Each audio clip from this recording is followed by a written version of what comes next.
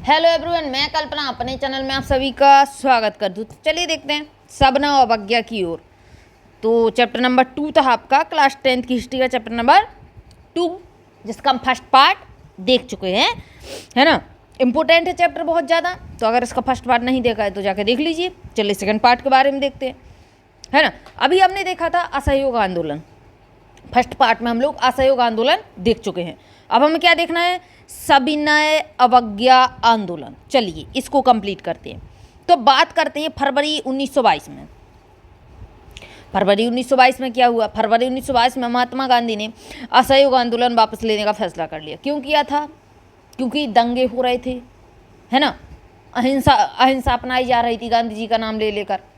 तो गांधी जी ने सोचा कि अब हम असहयोग आंदोलन वापस ले लेंगे। उनको लगता था कि आंदोलन हिंसक होता जा रहा है और सत्याग्रहियों को व्यापक प्रशिक्षण की ज़रूरत है। मतलब इनका कहना था कि जो सत्याग्रही हैं उनको अब हम सिखाएंगे कि आप लोगों को कैसे आगे बढ़ना है, कैसे आंदोलन चलाने हैं। लेकिन देखिए सबको एक जैसा नहीं होता, है ना। अब सबको एक जैसा नहीं होता, यानी जो हिंसक हैं वो हिंसा ही करेंगे। और दूसरी बात ये थी ना कि अंग्रेज इतने दिल के वो नहीं थे, मुलायम टाइप के, इतना सॉफ्ट हार्ट नहीं था उनका कि आप सोचें कि हम तो मतलब हिंसा नहीं करेंगे तो ये लोग मान जाएंगे हर चीज़ के लिए। कुछ नहीं, वो आप पर गोलीबारी, उन लोगों ने आप पर क्या किया, जलियांवाला बाग हत्याकांड करवा दिया, बैठे बैठाए लोगों पे गोलियां चला दी। क्या दया भावना दिखाएंगे वो लोग, है ना। आगे देखिए, कांग्रेस के कुछ नेता इस तरह के जन संघर्षों से थक चुके थे। वे 1919 के गवर्नमेंट ऑफ इंडिया एक्ट के तहत गठित की गई प्रांतीय परिषद के चुनाव में हिस्सा लेना चाहते थे। उनको लगता था कि परिषदों में रहते हुए ब्रिटिश नीतियों का विरोध करना, सुधारों की वकालत करना और यह दिखाना भी महत्वपूर्ण है कि परिषदें लोकतांत्रिक संस्था नहीं हैं। चलिए देखिए, CR दास, चित्तरंजन दास और मोतीलाल नेहरू ने परिषद, दोनों याद रखिएगा, चित्तरंजन दास और मोतीलाल नेहरू, है ना। मोतीलाल नेहरू ने परिषद राजनीति में वापस लौटने के लिए कांग्रेस के भीतर ही स्वराज पार्टी का गठन कर डाला। जवाहरलाल नेहरू और सुभाष चंद्र बोस जैसे युवा नेता ज़्यादा उग्र जन आंदोलन और पूर्ण स्वतंत्रता के लिए दबाव बनाए हुए थे। यानी जवाहरलाल नेहरू और सुभाष चंद्र बोस की अगर बात करें तो ये उग्र जन आंदोलन वाले नेता थे, गरम दल से थे ये लोग उस टाइप के नहीं थे कि लोग आपने एक थप्पड़ मारा दूसरा गाल करके दूसरा मार दीजिए, नहीं। आपने एक मारा, अब हम आपको कितना 4 थप्पड़ तो कम से कम मारेंगे। ये थे हमारे उग्रवाद, ये थे हमारे गरम दल के नेता। देखिए, आंतरिक बहस व असहमति के इस माहौल में 2 ऐसे तत्व थे जिन्होंने 20 के दशक के आखिरी सालों में भारतीय राजनीति की रूपरेखा एक बार फिर बदल दी। पहला कारक था विश्वव्यापी आर्थिक मंदी का असर। विश्वव्यापी जो आपका ये आंदोलन, क्या कहते हैं इसको, जो आपका विश्व युद्ध हुआ था उसके कारण आर्थिक मंदी, विश्व में आर्थिक मंदी हो चुकी थी। 1926 से कृषि उत्पादों की कीमतें गिरने लगी थी और 1930 के बाद तो पूरी तरह धराशायी हो चुकी थी कीमतें। कृषि उत्पादों की मांग गिरी और निर्यात कम होने लगा। यानी जो हमारे किसान उपजाते थे और दूसरे देश में हम लोग बेच देते थे, वो चीज़ें क्या हो गई, कम हो गई। तो किसानों को अपने उपज बेचना और लगान चुकाने भी भारी पड़ने लगे थे। 1930 तक ग्रामीण इलाके भारी उथल पुथल से गुजरने लगे थे। इसी पृष्ठभूमि में ब्रिटेन की नई टोरी सरकार ने जॉन साइमन के नेतृत्व में एक वैधानिक आयोग का गठन किया। साइमन कमीशन बुला दिया सरकार ने। राष्ट्रवादी आंदोलन के जवाब में गठित किए गए इस आंदोलन को भारत में संवैधानिक व्यवस्था की कार्यशैली का अध्ययन करना पड़ा। आपका जो जॉन साइमन की अध्यक्षता में जो कमीशन आया था, साइमन नाम रख दिया था उसका, साइमन कमीशन, वो आपका 1928 में आया था भारत, है ना। आगे देखिए, 1927 से चला था और 1928 में भारत आ पाया था और उसके बारे में सुझाव देने थे। इस आयोग में एक भी भारतीय सदस्य नहीं था। अब इसमें गौर कीजिए, याद रखिएगा, इसमें पूछा जाता है कि ऐसा कौन सा कमीशन आया था जिसमें एक भी भारतीय सदस्य नहीं था। अब जब भारत का एक भी सदस्य नहीं था तो ये भारत के पक्ष में कैसे बोलता? तो भारतीय लोगों ने इसका भी क्या किया, इसको भी काले झंडे दिखाए। Simon commission go back, Simon commission वापस जाओ, इस तरीके से झंडे दिखाए। अब देखिए इधर पर क्या था, साइमन कमीशन में एक घटना घट गई। साइमन कमीशन के खिलाफ शांतिपूर्ण प्रदर्शन के दौरान ब्रिटिश पुलिस ने लाला लाजपत राय पर हमला कर दिया और लाला लाजपत राय के सिर पर जो है डंडा लग गया पुलिसकर्मी का, है ना। प्रदर्शन के दौरान मिले गहरे जख्मों के कारण उन्होंने दम तोड़ दिया पहले उनको सर पर डंडा लग गया साइमन कमीशन में, ये लोग जो प्रदर्शन कर रहे थे लाला लाजपत राय के सर पर, और इसके बाद क्या हुआ, कुछ दिनों बाद उनकी मृत्यु हो गई। तो ये और बड़ी वाली चीज़ निकल के आ गई थी।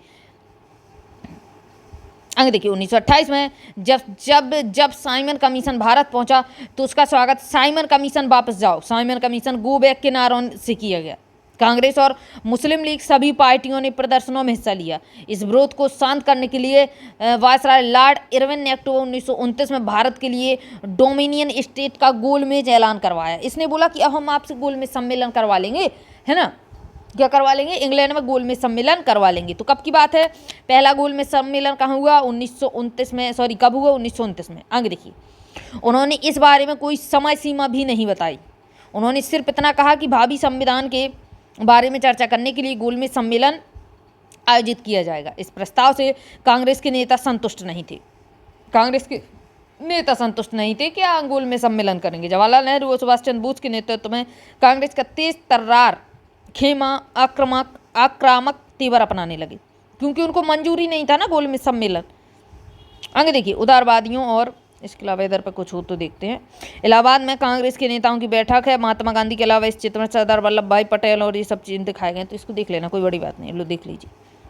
चलिए इधर पे देखते हैं। उदारवादी और मध्यमार्गी नेता ब्रिटिश डोमिनियन के भीतर ही संवैधानिक व्यवस्था के पक्ष में थे, लेकिन इस खेमे का प्रभाव घटता जा रहा था। दिसंबर 1929 में जवाहरलाल नेहरू की अध्यक्षता में कांग्रेस के लाहौर अधिवेशन में पूर्ण स्वराज की मांग को औपचारिक रूप से माना गया। अब इसको देखिए, ये इम्पोर्टेंट है कि तो पूर्ण स्वराज की मांग कब हुई, तो कौन सी, किसकी अध्यक्षता में थी, जवाहरलाल नेहरू की अध्यक्षता में थी कांग्रेस, है ना, और कौन सी अधिवेशन में, तो लाहौर अधिवेशन में। इतनी बात हो गई। और इसके बाद 1929 में, और जो है हमें पूर्ण स्वराज कब मिला, 26 जनवरी 1930 को। इस चीज़ को याद रखिएगा, 26 जनवरी 1930 को हमारा जो है पूर्ण स्वराज रहा, और इसी कारण 26 जनवरी मनाया जाता है ना, स्वतंत्रता दिवस के रूप में मनाया जाता है। और उस दिन लोग पूर्ण स्वराज के लिए संघर्ष की शपथ लेंगे। इस उत्सव की ओर बहुत कम ही लोगों ने ध्यान दिया। अब स्वतंत्रता के इस अमूर्त विचार को रोजमर्रा जिंदगी के ठोस मुद्दों से जोड़ने के लिए महात्मा गांधी को कोई और रास्ता ढूंढना पड़ा। आगे देखिए, स्वतंत्रता दिवस की शपथ, इसको आप पढ़ना चाहें तो पढ़ सकते हैं आराम से शपथ को, मैं तो आपको शपथ नहीं पढ़ाने वाली। चलिए देखिएगा, नमक यात्रा और सबना अवज्ञा आंदोलन। नमक यात्रा इंपोर्टेंट है गांधी जी की। देखिए, नमक पर टैक्स लगता था, कैसे ये कानून तोड़ा, नमक कानून गांधी जी ने तोड़ा था दांडी मार्च से। इसको देखिए, देश को एकजुट करने के लिए महात्मा गांधी को नमक एक शक्तिशाली प्रतीक दिखाई दिया। 31 जनवरी 1930 को उन्होंने वायसराय इरविन को एक खत लिखा। इस खत में उन्होंने 11 मांगों का उल्लेख किया। उनमें से कुछ सामान्य मांगें थीं, जबकि कुछ उद्योगपतियों से लेकर किसानों तक विभिन्न तबकों से जुड़ी हुई थीं। गांधी जी इन मांगों के जरिए समाज के सभी वर्गों को अपने साथ जोड़ना चाहते थे, ताकि सभी उनके अभियान में शामिल हो सकें। इनमें सबसे महत्वपूर्ण मांग नमक कर को ख़त्म करने के बारे में थी। नमक कर मतलब नमक पर जो टैक्स लग रहा था, नमक का अमीर गरीब सभी इस्तेमाल कर सकते। भाई सब्जी में आप नमक डाल के खाना है, उसमें अमीरी गरीबी थोड़ी देखी जाएगी, है ना। यह भोजन का एक अभिन्न अंग था, इसके बिना तो भोजन बन नहीं सकता आपका। इसलिए नमक पर कर और उसके उत्पादन पर सरकारी इजारेदारी को महात्मा गांधी ने ब्रिटिश शासन का सबसे दमनकारी पहलू बताया। इन्होंने बोला सबसे पहले अब नमक पर टैक्स हटा दीजिए। बहुत बुरी बात है, क्योंकि नमक अमीरी गरीबी नहीं देखता है और सबकी ज़रूरत है, और जो हमारा खाना है उसका एक अभिन्न अंग है, क्योंकि नमक के बिना हम खाना नहीं खा सकते, सीधी सी बात है। महात्मा गांधी का यह पत्र एक अल्टीमेटम यानी चेतावनी की तरह था। उन्होंने लिखा कि अगर 11 मार्च तक उनकी मांगें नहीं मानी गई तो कांग्रेस सविनय अवज्ञा आंदोलन छेड़ देगी। याद रखिएगा, दांडी मार्च के बाद ही आपका जो है नमक कानून तोड़ने के बाद ही इन्होंने सविनय अवज्ञा, देखिए आगे क्या करते हैं। इरविन झुकने को तैयार नहीं था। फलस्वरूप महात्मा गांधी ने अपने 78 विश्वस्त वॉलंटियरों, याद रखिएगा 78 वॉलंटियर थे, इनके साथ नमक यात्रा शुरू की। एग्जाम में पूछ लेता है कभी कभी। यह यात्रा साबरमती में गांधी जी के आश्रम से 240 किलोमीटर दूर दांडी नामक गुजरात तटीय कस्बे में जाकर खत्म हुई।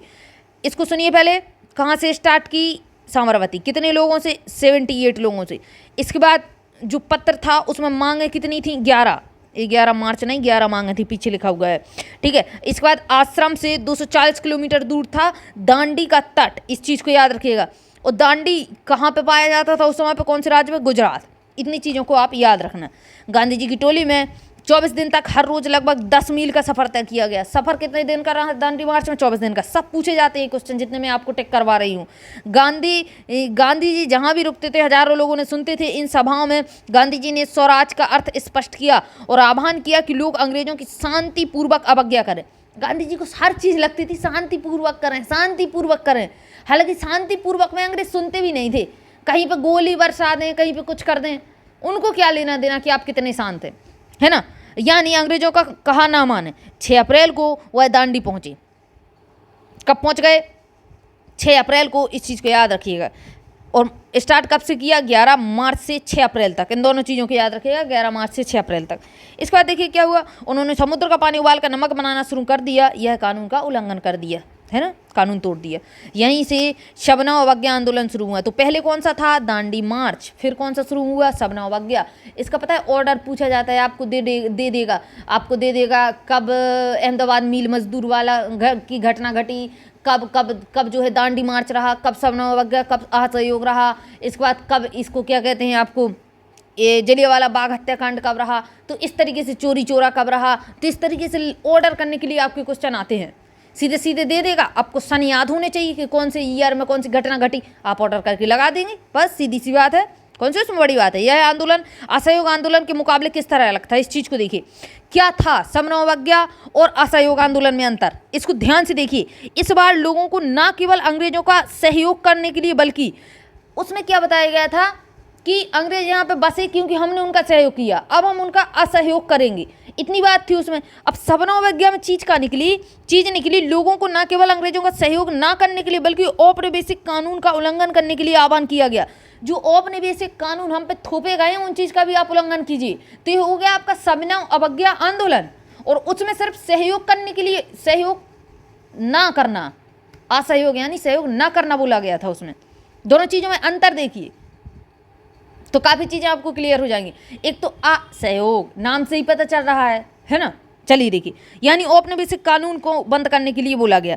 देश के विभिन्न भागों में, कहीं कुछ छूटा तो नहीं है, ये देखिए देश के विभिन्न भागों में, उसको देखते हैं, इसको देखिए। दांडी मार्च नमक यात्रा के दौरान महात्मा गांधी और उनके 78 सहयोगी, है नहीं, स्टार्ट किया था 78 में, और बाकी बाद में गांव रुक के गए थे ना, तो बहुत हजारों लोग इकट्ठे हो गए थे। आगे देखिए क्या पढ़ रहे थे हम। देश के विभिन्न भागों में हजारों लोगों ने नमक कानून तोड़े। फिर और हर जगह नमक कानून तोड़ना स्टार्ट किया लोगों ने, और सरकारी नमक कारखाने के सामने प्रदर्शन किया। आंदोलन फैला तो विदेशी कपड़ों का बहिष्कार किया जाने लगा शबना अवज्ञा आंदोलन से। इन्होंने बोला है ना कि औपनिवेशिक चीज़ें भी तो आप हटाइए। शराब की दुकानों की पिकेटिंग होने लगी, है ना। किसानों ने लगान और चौकीदारी कर चुकाने से इंकार कर दिया। गांव में तैनात कर्मचारी इस्तीफे देने लगे। बहुत सारे स्थानों पर जंगलों में रहने वाले वन कानून का उल्लंघन करने लगे। वे लकड़ी बीनने और मवेशियों को चराने के लिए आरक्षित वनों में घुसने लगे, है ना। इन घटनाओं से चिंतित औपनिवेशिक सरकार कांग्रेसी नेताओं को गिरफ्तार करने लगी। बहुत सारे स्थानों पर हिंसक टकराव हुए। अप्रैल 1930 में जब महात्मा गांधी के समर्पित साथी अब्दुल गफ्फार खां, कौन से साथी? अब्दुल गफ्फार खां को गिरफ्तार किया गया, तो गुस्साई भीड़ सशस्त्र बख्तरबंद गाड़ियों और पुलिस की गोलियों को सामना करते हुए सड़कों पर उतर आई। बहुत सारे लोग मारे गए। अब गोलियों के सामने आ जाएंगे, उधर से फट गोली चल रही हो, आप सामने खड़े हो गए तो मारे जाएंगे ना। बहुत सारे लोग मारे गए, लेकिन फिर भी लोगों ने हार नहीं मानी। महीने भर बाद जब महात्मा गांधी को भी गिरफ्तार कर लिया गया, तो सोलापुर के औद्योगिक मजदूरों ने अंग्रेजी शासन का प्रतीक पुलिस चौकियों, नगर पालिकाओं, भवनों, अदालतों तथा रेलवे स्टेशनों पर हमला कर दिए, है ना। भयभीत सरकार ने निर्मम दमन का रास्ता अपनाया, शांतिपूर्ण सत्तागिरियों पर हमले किए। हो गई ना वही बात। कहाँ तक आप शांत रहेंगे? आप शांत बैठे हैं और सरकार आई आपको मार कुटाई करके चली गई। बच्चों और औरतों को मारा पीटा और लगभग 1 लाख लोग गिरफ्तार किए गए। ये चीज़ें रहीं। आगे देखिए, गांधी जी ने एक बार फिर आंदोलन वापस ले लिया। 5 मार्च 1931 को उन्होंने इरविन के साथ एक समझौते पर दस्तखत कर लिए। इसे गांधी इरविन समझौता बोला गया। गांधी जी ने लंदन में होने वाले दूसरे गोलमेज सम्मेलन में हिस्सा लिया। इसको पूछा जाता है कि गांधी जी कौन से गोलमेज सम्मेलन में गए थे। 1931 में सेकंड गोलमेज सम्मेलन में गांधी जी गए थे और इस समझौता कौन से समझौते के तहत गए थे, तो गांधी इरविन समझौते के तहत गए थे।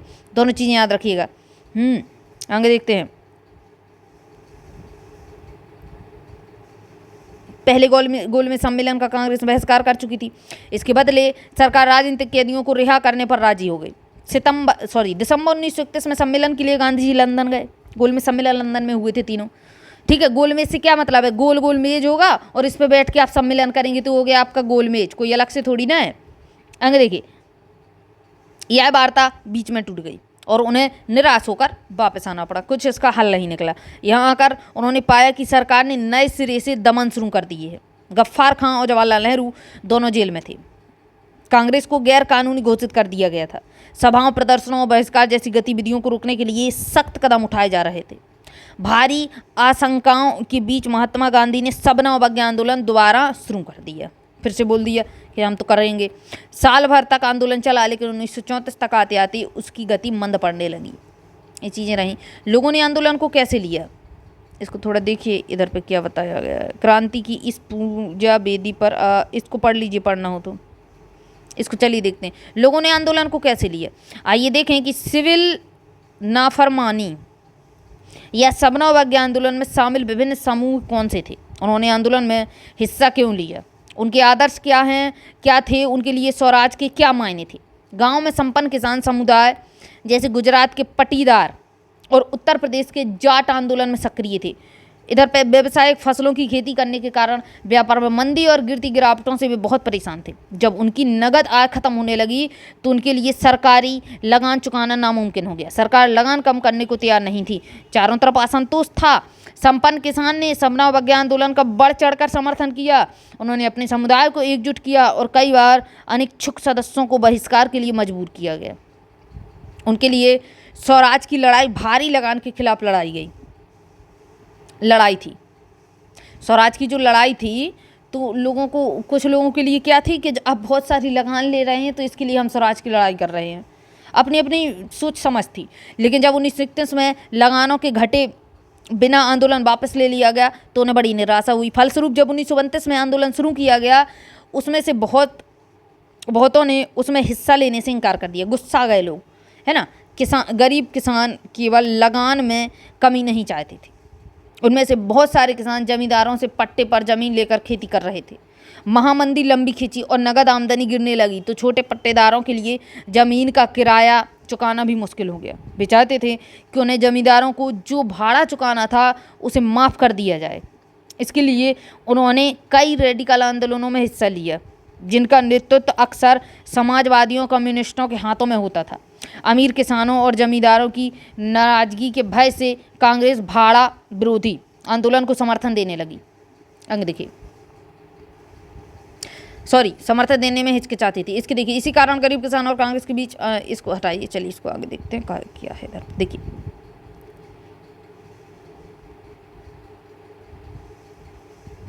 एक मिनट, इसको देख लीजिए एक बार। कुछ महत्वपूर्ण तिथियां दी गई हैं, इसको देखिए एक बार। ये तिथियां बहुत इंपॉर्टेंट हैं।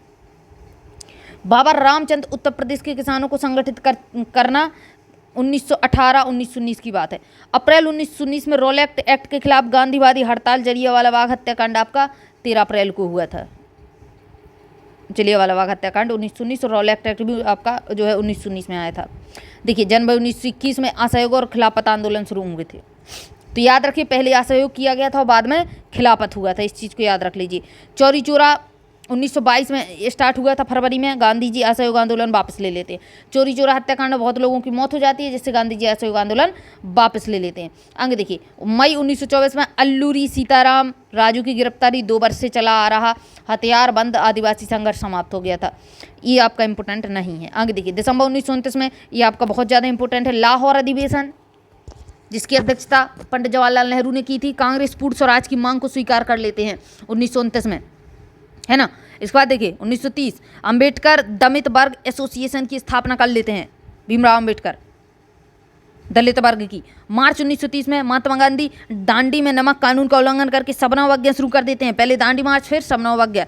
याद रखिएगा आगे का गांधी जी इरविन अवज्ञा आंदोलन कब वापस ले लेते हैं सविनय अवज्ञा आंदोलन कब वापस लेते हैं? 1931 में, दिसंबर 1931 दूसरा गोल में सम्मेलन होता है। 1929 में पहला हुआ था जिसके खिलाफ थी कांग्रेस। 1929 में सविनय अवज्ञा आंदोलन फिर से प्रारंभ हो जाता है। सेकंड गोल में सम्मेलन के बाद जब वापस आते हैं गांधी जी, तो इसके बाद क्या होता है, अपना फिर से आंदोलन शुरू कर देते हैं। कौन सा आपका? सविनय अवज्ञा, ना कि असहयोग। याद रखिएगा इस चीज़ को, ऑर्डर बहुत पूछते हैं। आगे देखिए, व्यवसायी वर्ग की क्या स्थिति थी, उन्होंने सविनय अवज्ञा आंदोलन के बारे में क्या रुख अपनाया? पहले विश्व युद्ध के दौरान भारतीय व्यापारियों और उद्योगपतियों ने भारी मुनाफा कमाया था, तो भी ताकतवर हो चुके थे। बोले अध्याय 5 में देखेंगे। जब आप कहें भाई तब देख लेंगे। अपने कारोबार को फैलाने के लिए उन्होंने ऐसी औपनिवेशिक नीतियों का विरोध किया जिनके कारण उनकी व्यावसायिक गतिविधियों में रुकावट आती थी। वे विदेशी वस्तुओं के आयात से सुरक्षा चाहते थे और रुपया स्टर्लिंग विदेशी विनिमय अनुपात में बदलाव चाहते थे, जिससे आयात में कमी आ जाए। व्यावसायिक हितों को संगठित करने के लिए उन्होंने 1920 में भारतीय औद्योगिक एवं व्यावसायिक कांग्रेस यानी इंडियन इंडस्ट्रियल एवं कमर्शियल कांग्रेस और 1927 में भारतीय वाणिज्य एवं उद्योग परिसंघ federation of Indian chamber of commerce and industry, FICCI, यानी ये फिक्की की फुल फॉर्म है ना, फिक्की की फुल फॉर्म है कौन सी, कहाँ गई? फेडरेशन ऑफ एफ है ना, I, chamber C, commerce C, industry I. हो गई फिक्की। चलिए आगे देखिए, फिक्की खूब दम से पूछी जाती है एग्जाम में। का गठन किया गया पुरुषोत्तम दास ठाकुरदास और जी.डी. बिरला जैसे जाने माने उद्योगपतियों के नेतृत्व में उद्योगपतियों ने भारतीय अर्थव्यवस्था पर औपनिवेशिक नियंत्रण का विरोध किया और पहले सिविल नाफरमानी आंदोलन का समर्थन किया। उन्होंने आंदोलन को आर्थिक सहायता दी और आयातित वस्तुओं को खरीदने या बेचने से इनकार कर दिया।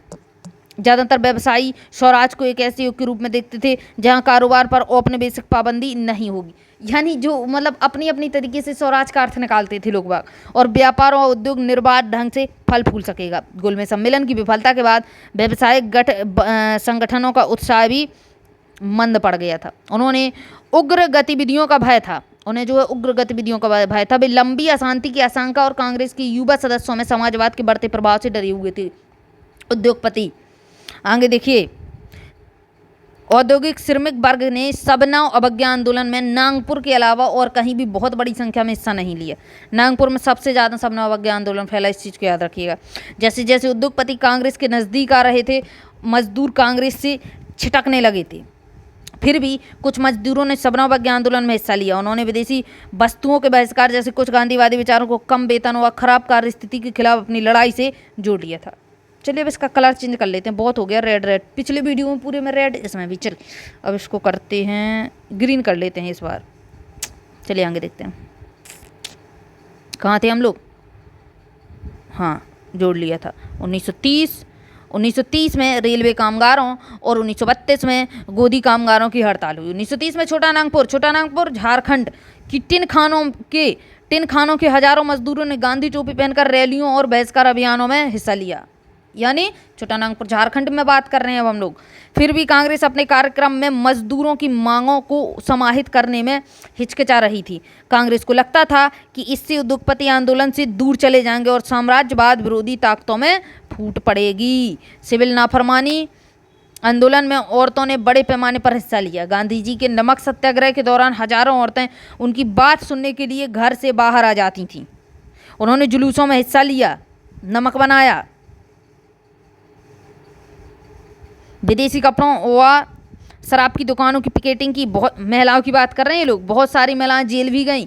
शहरी इलाकों में ज़्यादातर ऊंची जातियों की महिलाएं सक्रिय थीं, जबकि ग्रामीण इलाकों में संपन्न किसान परिवारों की महिलाएं आंदोलन में हिस्सा ले रही थीं। गांधी जी के आह्वान के बाद औरतों को राष्ट्र की सेवा करना अपना पवित्र दायित्व दिखाई देने लगा था, लेकिन सार्वजनिक भूमिका में इस इजाफे का मतलब यही नहीं था कि औरतों की स्थिति में कोई भारी बदलाव आने वाला था। गांधी जी का मानना था कि घर चलाना, चूल्हा चौका संभालना, अच्छी माँ और अच्छी पत्नी की भूमिकाओं का निर्वाह करना ही औरत का असली कर्तव्य। गांधी जी नहीं चाहते थे कि आप इस तरीके से सड़कों पर घूमें, इसलिए लंबे समय तक कांग्रेस संगठन में किसी भी महत्वपूर्ण पद पर औरतों को जगह देने से हिचकिचाती रही। कांग्रेस को उनकी प्रतीकात्मक उपस्थिति में भी दिलचस्पी थी। आगे देखिए, सविनय अवज्ञा की सीमा क्या थी? गांधी जी ने कुछ सीमा लगा रखी थी। सभी सामाजिक समूह स्वराज की अमूर्त अवधारणा से प्रभावित नहीं थे। ऐसा ही एक समूह राष्ट्र के अछूतों का था, जिनको छूते नहीं थे लोग बाग। 1930 के बाद खुद को दलित या उत्पीड़ित कहने लगे थे। कांग्रेस ने लंबे समय तक दलितों पर ध्यान नहीं दिया, क्योंकि कांग्रेस रूढ़िवादी स्वर्ण हिंदू सनातन पंथियों से डरी हुई थी। लेकिन महात्मा गांधी ने ऐलान किया कि अस्पृश्यता यानी छुआछूत को ख़त्म किया जाए। ख़त्म किए बिना 100 साल तक की स्वराज की स्थापना नहीं की जा सकती। अगर आप इस तरीके से रहेंगे, अगर आप एकता में नहीं रहेंगे, अगर आपका संगठन नहीं बनेगा, तो आप स्वराज जो है कम से कम 100 साल भी कोशिश कर लें तो प्राप्त नहीं कर सकते। इसलिए जो अस्पृश्यता आप लोग अपना रहे हैं, इसको ख़त्म कीजिए। उन्होंने अछूतों को हरिजन है ना, हरिजन यानी हरि के जन यानी ईश्वर की संतान कहा। उन्होंने मंदिरों, सार्वजनिक तालाबों, सड़कों तथा कुओं पर समान अधिकार दिलाने के लिए सत्याग्रह किए। मेला ढोने वालों के काम को प्रतिष्ठा दिलाने के लिए वे खुद शौचालय साफ करने लगे। उन्होंने ऊंची जातियों का आह्वान किया कि वे अपना हृदय परिवर्तन करें और अस्पृश्यता के पाप को छोड़ दें। इस चीज़ को लोगों को गांधी जी ने बोला। लेकिन बहुत सारे दलित नेता अपने समुदाय की समस्याओं का अलग राजनीतिक हल ढूंढना चाहते थे। वे खुद को संगठित करने लगे। उन्होंने शिक्षा संस्थाओं में आरक्षण के लिए आवाज़ उठाई और अलग निर्वाचन क्षेत्रों की बात कही, ताकि वहां से विधायी परिषदों के लिए केवल दलितों को ही चुनकर भेजा जा सके। उनका मानना था कि उनकी सामाजिक अपंगता केवल राजनीतिक सशक्तिकरण से ही दूर हो सकती है। इसलिए सबना अवज्ञा आंदोलन में दलितों की हिस्सेदारी काफ़ी सीमित थी। महाराष्ट्र और नागपुर क्षेत्र में यह बात खासतौर से दिखाई देती थी, जहां उनके संगठन काफ़ी मजबूत थे। चलिए, इसको इतना हो गया, आपका अछूतों के लिए भी हो गया। अब देखिए, अब आते हैं भीमराव अम्बेडकर। डॉक्टर भीमराव अम्बेडकर जो थे, ये अछूत वर्ग के ही थे, इनको छुआ नहीं जाता था उस समय पे, है ना। डॉक्टर भीमराव ने, और आज ही हमारे क्या हैं, आज हमारे संविधान के जनक कहे जाते हैं, संविधान के पिता कहे जाते हैं। डॉक्टर भीमराव अम्बेडकर ने 1930 में दलितों को दलित वर्ग एसोसिएशन में संगठित किया। दलितों के लिए अलग निर्वाचन क्षेत्र के सवाल पर दूसरे गोरमेज सम्मेलन में गांधी जी के साथ उनका काफ़ी विवाद हुआ। ये गांधी जी के साथ विवाद पर बैठ गए। इनका कहना था कि हम अछूत है तो हमें बिल्कुल सब कुछ अलग किया जाए, है ना। जब ब्रिटिश सरकार ने अंबेडकर की मांग मान ली थी तो गांधी जी आमरण अनशन पर बैठ गए। ब्रिटिश सरकार ने इसलिए मांग मान ली थी क्योंकि ब्रिटिश सरकार ये देख चुकी थी कि ये तो इंडिया के लोग हैं, भारतीय हैं, और अच्छी बात है कि अछूत कहीं मुसलमान, कहीं अछूत, कहीं हिंदू करके खुद में ही फूट डाल रहे हैं। तो फटाक से क्या किया, ब्रिटिश सरकार ने फट्टे से बात मान ली, बिल्कुल देर नहीं की। लेकिन गांधी जी ने क्या किया, गांधी जी नहीं चाहते थे कि अछूत लोग अलग रहें। गांधी जी चाहते थे कि हम सब एक हैं, हम इंडियन हैं, यानी हमारी पहचान थी हम इंडियन हैं, ना कि अछूत, ना कि मुस्लिम, ना कि हिंदू, ना ही ईसाई, ना ही सिख, ना कुछ। इसलिए गांधी जी आमरण अनशन पर बैठ गए। उनका मत था कि दलितों के लिए अलग निर्वाचन क्षेत्रों की व्यवस्था से समाज में एकीकरण प्रक्रिया धीमी पड़ जाएगी, और एकीकरण प्रक्रिया धीमी पड़ जाएगी तो आप स्वराज के लिए बैठे ही रहेंगे, कभी नहीं आपको पूर्ण स्वराज मिलेगा। ये चीज़ गांधी जी के दिमाग में थी। आखिरकार अम्बेडकर ने गांधी जी की राय मान ली। अम्बेडकर को माननी पड़ी क्योंकि वो मानते थे गांधी जी को, और गांधी जी अनशन पर बैठ चुके थे। 1932 में पूना पैक्ट पर हस्ताक्षर किए। इस चीज़ को याद रखिएगा, 1932 में पूना पैक्ट पर हस्ताक्षर क्यों हुए थे। ये पूना पैक्ट पर हस्ताक्षर इसलिए हुए थे कि हम और आप अलग नहीं हैं। देखिए, इससे दमित वर्गों, जिन्हें आप बाद में अनुसूचित जाति के नाम से जानते हैं, को प्रांतीय एवं केंद्रीय विधायी परिषदों में आरक्षित सीटें मिल गईं। हालांकि उनके लिए मतदान सामान्य निर्वाचन क्षेत्रों से ही होता था। फिर भी दलित आंदोलन कांग्रेस के नेतृत्व में चल रहे राष्ट्रीय आंदोलन को शंका की दृष्टि से ही देखता था। एग्जाम में पूछता है पूना पैक्ट, यानी पूना पैक्ट हुआ था, कब हुआ था, 1932 में। किन किन के बीच हुआ था, तो दलित वर्ग और गांधी जी। दलित वर्ग की जगह आपको भीमराव अम्बेडकर भी लिखा मिल सकता है। आगे देखिए, भारत के कुछ मुस्लिम राजनीतिक संगठनों में भी सबना आंदोलन के प्रति कोई खास उत्साह नहीं दिखा। असहयोग खिलाफत आंदोलन के शांत पड़ जाने के बाद मुसलमानों का एक बड़ा तबका कांग्रेस से कटा हुआ महसूस करने लगा था। 1920 के दशक के मध्य से कांग्रेस, हिंदू महासभा जैसे हिंदू धार्मिक राष्ट्रवादी संगठनों के काफ़ी करीब दिखने लगे थे। जैसे जैसे हिंदू मुसलमानों के बीच संबंध खराब होते गए, दोनों समुदाय उग्र धार्मिक जुलूस निकालने लगे। इससे कई शहरों में हिंदू मुस्लिम सांप्रदायिक टकराव व दंगे हुए। हर दंगे के साथ दोनों समुदायों के बीच फासला बढ़ने लगा, यानी हिंदू मुस्लिम के बीच। महात्मा गांधी और नेहरू जी दिखाए गए हैं, और ये आपका मौलाना आज़ाद दिखाए गए हैं। इस चीज़ को देखिए, वर्धा में दिखाए गए हैं 1935 में, महात्मा गांधी, जवाहरलाल नेहरू, मौलाना। चलिए देखिए आगे कहाँ थे हम लोग। अब आगे देखिए क्या हुआ। कांग्रेस और मुस्लिम लीग ने एक बार फिर गठबंधन का प्रयास किया। 1927 में ऐसा लगा कि अब एकता स्थापित हो जाएगी। सबसे महत्वपूर्ण मतभेद भावी विधानसभाओं में प्रतिनिधित्व के सवाल पर थे। मुस्लिम लीग आई, देखते हैं मुस्लिम लीग और जो है देखिए कितना, मुस्लिम लीग के नेताओं में से एक मोहम्मद अली जिन्ना का कहना था कि अगर, ये प्रमुख नेता थे मोहम्मद अली जिन्ना, है ना, इनका कहना था कि अगर मुसलमानों को केंद्रीय सभा में आरक्षित सीटें दी जाएं और मुस्लिम बहुल प्रांतों यानी पंजाब और बंगाल पे उस समय पे सबसे ज़्यादा मुसलमान रहते थे, में मुसलमानों को आबादी के अनुपात में प्रतिनिधित्व दिया जाए तो वे मुसलमानों के लिए पृथक निर्वाचन की मांग छोड़ने के लिए तैयार थे। प्रतिनिधित्व के सवाल पर यह बहस मुबाहिसा चल रही थी। 1928 में आयोजित किए गए सर्वदलीय सम्मेलन में हिंदू सभा महासभा के M.R.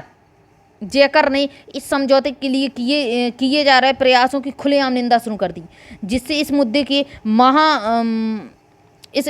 के समाधान की सारी संभावनाएं समाप्त हो गई। चलिए इसको आगे देखते हैं, कितना रह गया आपको। जब समन्वय आंदोलन शुरू हुआ उस समय समुदायों के बीच संदेश और अविश्वास का माहौल बना हुआ था। कांग्रेस से कटे हुए मुसलमानों का बड़ा तबका किसी संयुक्त संघ के लिए तैयार नहीं था। मतलब ये लोग हिंदू मुस्लिम एकता वाली चीज़ें नहीं मान रहे थे मुसलमान। बहुत सारे मुस्लिम नेता और बुद्धिजीवी भारत में अल्पसंख्यकों के रूप में मुसलमानों की हैसियत को लेकर चिंता जता रहे थे।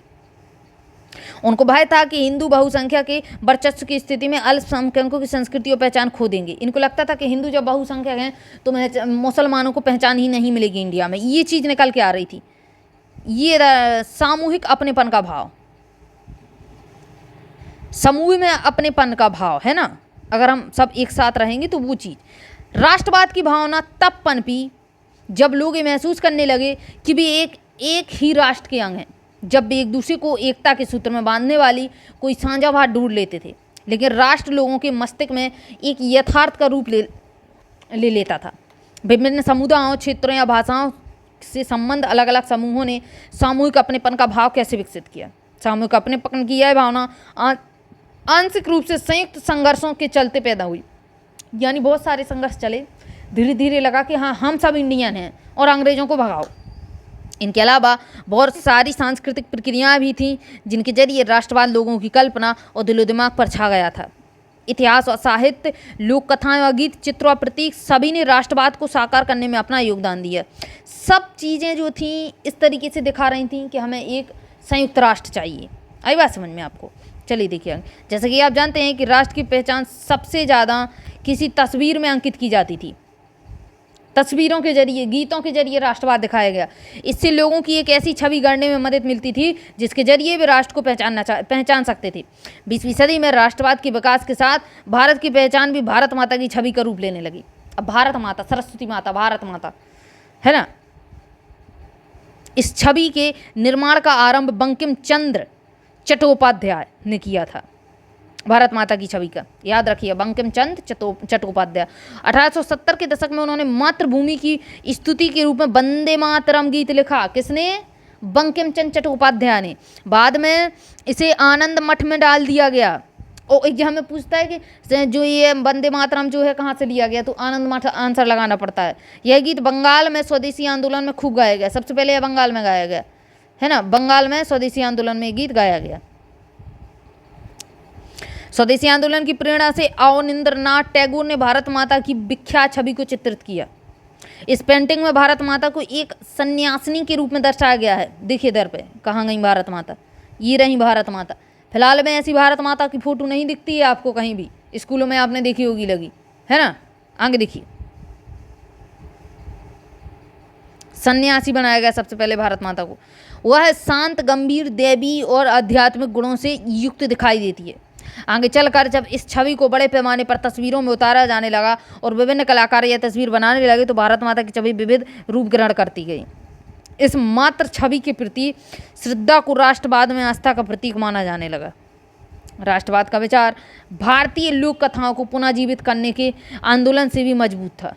20वीं सदी के आखिर में राष्ट्रवादियों ने भाटों और चारणों द्वारा गाई सुनाई जाने वाली लोक कथाओं को दर्ज करना शुरू कर दिया।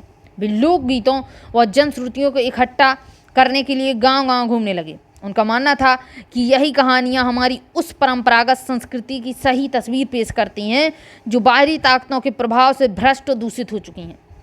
अपनी राष्ट्रीय पहचान को ढूंढने और अपने अतीत में गौरव का भाव पैदा करने के लिए इस लोक परंपरा को बचाकर रखना जरूरी था। बंगाल में खुद रविंद्रनाथ टैगोर भी लोक कथा, गीत, बाल गीत और मिथकों को इकट्ठा करने निकल पड़े। उन्होंने लोक परंपराओं को पुनः जीवित करने वाले आंदोलनों का नेतृत्व किया। महाराष्ट्र में नटेशा शास्त्री ने the folklores of southern India के साथ में तमिल, सदर्न यानी साउथ इंडिया, तमिल लोक कथाओं का विशाल संग्रह 4 खंडों में प्रकाशित किया। उनका मानना था कि लोक कथाएं राष्ट्रीय साहित्य हैं, ये लोगों के असली विचारों और विशिष्टताओं की सबसे विश्वसनीय अभिव्यक्ति हैं। आगे देखिए, जैसे जैसे राष्ट्रीय आंदोलन आगे बढ़ा, राष्ट्रवादी नेता लोगों को एकजुट करने और उनमें राष्ट्रवाद की भावना भरने के लिए इस तरह की चिन्हों और प्रतीकों के बारे में और ज़्यादा जागरूक होते गए।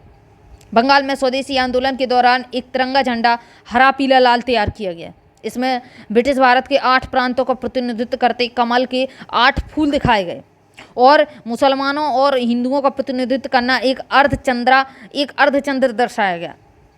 1921 तक गांधी जी ने भी स्वराज का झंडा तैयार कर लिया था। यह भी तिरंगा सफ़ेद, हरा और लाल ही था। इसके मध्य में गांधीवादी प्रतीक चिन्ह चरखा दिखाया गया था, जो स्वावलंबन का प्रतीक था। जुलूसों में यह झंडा थामे चलना शासन के प्रति अवज्ञा का संकेत था। चलिए आगे देखते हैं, छूटा तो नहीं है कुछ। फिर इसके बाद देखिए, भारत माता इस तरीके से दिखाई गई, ये भारत माता की जय है ना। आगे देखिए, इतिहास की पुनः व्याख्या राष्ट्रवाद की भावना पैदा करने का एक और साधन था। 19वीं सदी के अंत तक आते आते बहुत सारे भारतीय यह महसूस करने लगे कि भारत के प्रति गर्व का भाव जगाने के लिए भारतीय इतिहास को अलग ढंग से पढ़ाया जाना चाहिए। अंग्रेजों की नज़र में भारतीय पिछड़े हुए और आदिम लोग थे। बताइए, ये चीज़ थी अंग्रेजों की नज़र में, जो अपना शासन खुद नहीं संभाल सकते। इसके जवाब में भारत के लोग अपनी महान उपलब्धियों की खोज में अतीत की ओर देखने लगे। अब इन्होंने बोला कि हम संभाल सकते हैं, अंग्रेज कहते थे आप संभाल नहीं सकते। अब हमने जो है भारतवासियों ने किया कि अतीत खोजा कि देखो तुम नहीं थे पहले, तब हम ही संभालते थे, है ना। तुम लोग ही नहीं भारत को पालते आ रहे हो हमेशा से, हम ही थे पहले। आप लोगों ने तो अपना अड्डा जमाया है टांग फैला फैला के फालतू में। तो ये चीज़ भारत के लोगों ने देखी। उन्होंने उस गौरवमयी प्राचीन युग के बारे में लिखना शुरू किया जब कला और वास्तुशिल्प, विज्ञान और गणित, धर्म और संस्कृति, कानून और दर्शन, हस्तकला और व्यापार फल फूल रहे थे, जब अंग्रेज नहीं थे। जब हम वास्तुकला, वास्तुशिल्प, विज्ञान, गणित, धर्म, संस्कृति, हर तरीके से हम लोग चीज़ों को संभाल रहे थे। उनका कहना था कि इस महान युग के बाद पतन का समय आया और भारत को गुलाम बना लिया गया। इसके बाद हमारा समय खराब आया और आप लोग आ गए। इस राष्ट्रवादी इतिहास में पाठकों को अतीत में भारत की महानता और उपलब्धियों पर गर्व करने और ब्रिटिश शासन के तहत दुर्दशा से मुक्ति के लिए संघर्ष का मार्ग अपनाने का आह्वान किया जाता था। लोगों की एकजुट करने की इन कोशिशों की अपनी समस्या थी। जिन अतीत का गौरवगान किया जा रहा था वह हिंदुओं का अतीत था। आगे देखिए, जिन छवियों का सहारा लिया जा रहा था वे हिंदू प्रतीक थे, इसलिए अन्य समुदाय के लोग अलग थलग महसूस करने लगे। अब फिर मुसलमानों ने यहाँ से पकड़ना शुरू किया कि हर चीज़ तो आप हिंदुओं की दिखा रहे हैं, है ना, हमारा नाम ही कहाँ है। अब देखिए सारांश क्या निकला चैप्टर का, निष्कर्ष क्या निकला। अंग्रेज सरकार के खिलाफ बढ़ता गुस्सा विभिन्न भारतीय समूहों और वर्गों को स्वतंत्रता के साझा संघर्ष में खींच रहा था। महात्मा गांधी के नेतृत्व में कांग्रेस ने लोगों के असंतोष और परेशानियों को स्वतंत्रता के संगठित आंदोलन में समाहित करने का प्रयास किया। उन्होंने आंदोलन के जरिए पूरे देश को एकता के सूत्र में पिरोने का प्रयास किया, लेकिन जैसा कि हमने देखा इन आंदोलनों में हिस्सा लेने वाले विभिन्न समूह और वर्ग अलग अलग आकांक्षाओं और अपेक्षाओं के साथ हिस्सा ले रहे थे। सबकी अपनी आकांक्षाएं थीं, सबकी अपनी अपनी एक्सपेक्टेशंस थीं, उनकी शिकायतें बहुत व्यापक थीं। इसलिए औपनिवेशिक शासन से मुक्ति का भी सबके लिए अपना अपना अर्थ था। कांग्रेस ने इन विभेदों को हल करने और यह सुनिश्चित करने के लिए हमेशा प्रयास किया कि एक समूह की मांगों के कारण कोई दूसरा समूह दूर ना चला जाए। यही वजह है कि आंदोलन के भीतर अक्सर बिखराव आ जाता था। कांग्रेस की सरगर्मियों और राष्ट्रीय एकता के शिखर को छूने के बाद बिखराव और आंतरिक टकराव के चरण आ जाते थे। संक्षेप में, जो राष्ट्र उभर रहा था वह औपनिवेशिक शासन से मुक्ति की चाह रखने वाली बहुत सारी आवाज़ों का पुंज था। कोई एक आवाज़ नहीं थी, बहुत सारी आवाज़ें थीं, सबकी अपनी अलग अलग। अब देखिए भारत छोड़ो आंदोलन देख लेते हैं। क्रिप्स मिशन की असफलता एवं द्वितीय विश्व युद्ध के प्रभावों ने भारत में व्यापक असंतोष को जन्म दिया। इसके फलस्वरूप गांधी जी ने एक आंदोलन शुरू किया जिसमें उन्होंने अंग्रेजों की पूरी तरह से भारत छोड़ो पर, देखिए इसको इस वाले, अब देखिए वर्धा में 14 जुलाई 1942 को अपनी कार्यकारिणी में कांग्रेस कार्य समिति ने ऐतिहासिक भारत छोड़ो प्रस्ताव कर दिया। भारत छोड़ो कब पारित हुआ? 1942 में, और 5 साल लग गए तब जाके अंग्रेजों ने भारत छोड़ा, है ना, जिसमें सत्ता का भारतीयों को तत्काल हस्तांतरण एवं भारत छोड़ने की मांग की गई। 8 अगस्त 1942 को मुंबई में अखिल भारतीय कांग्रेस समिति ने इस प्रस्ताव का समर्थन किया, जिसमें पूरे देश में व्यापक पैमाने पर एक अहिंसक जन संघर्ष का आह्वान किया गया। इसी अवसर पर गांधी जी ने प्रसिद्ध नारा दिया, करो या मरो। पूछता है गांधी जी ने करो या मरो कब दिया था? तो भारत छोड़ो के बाद दिया था, है ना। भारत छोड़ो के इस आह्वान ने गांधी जी ने बोल दिया था कि अब चाहे मरना है चाहे करना है, लेकिन भारत छोड़ के जाना ही पड़ेगा इन लोगों को। भारत छोड़ो के इस आह्वान ने देश के अधिकतर हिस्सों में राज्य व्यवस्था को ठप कर दिया। कुछ नहीं था, अब सिर्फ भारत छोड़ो ही था और नारा था करो या मरो। लोग स्वतः ही आंदोलन में कूद पड़े, खुद ही आंदोलन में आए, बुलाने की जरूरत नहीं पड़ी। लोगों ने हड़तालें की, राष्ट्रीय गीतों और नारों के साथ प्रदर्शन किए, जुलूस निकाले। यह आंदोलन वास्तव में एक जन आंदोलन था जिसमें छात्र, मजदूर वर्ग, किसान वर्ग, हजारों साधारण लोगों ने हिस्सा लिया। इसमें नेताओं की सक्रिय भागीदारी भी देखी गई, जिसमें जयप्रकाश नारायण मिलेंगे आपको मुख्य नेता, अरुणा आसफ अली मिलेंगे, राम मनोहर लोहिया देखने को मिलेंगे, और बहुत सारी महिलाएं भी आईं, जैसे बंगाल से मानतांगनी हाजरा आई, असम से किनको लिया गया, कनकलता बरुआ आई, और उड़ीसा में रमा देवी को देखा गया भारत छोड़ो आंदोलन में। अंग्रेजों द्वारा अत्यधिक बल प्रयोग के बावजूद इसे दबाने में 1 वर्ष से अधिक समय लग गया था। भारत छोड़ो आंदोलन को दबाने में 1 साल से ज़्यादा लग गया था, फिर भी लोग बाग दब के बैठने वाले नहीं थे। 1942 में जैसे ही आंदोलन चला और जाके जो है आपका 1947 में किसी भी हालत में जो है भारत छोड़ना पड़ा अंग्रेजों को। यहाँ से चैप्टर आपका ख़त्म होता है। चैप्टर बहुत इंपॉर्टेंट है, इसमें आधुनिक हिस्ट्री का, एंशिएंट हिस्ट्री का बहुत सारा पार्ट दिया हुआ है ना। बहुत सारे आंदोलन दे दिए, सन दिए हुए हैं, क्यों चले, कैसे चले, किसने चलाए, कौन से नेता जुड़े थे, कब चले, कौन सा इनका ऑर्डर है, हर चीज़ एक दी हुई है। बहुत इंपॉर्टेंट चैप्टर है, हो सके तो 5-10 बार तो इसको पढ़ लेना और रट लेना, है ना। चलिए अब मिलेंगे नए चैप्टर के साथ, तब तक के लिए जय हिंद, जय भारत।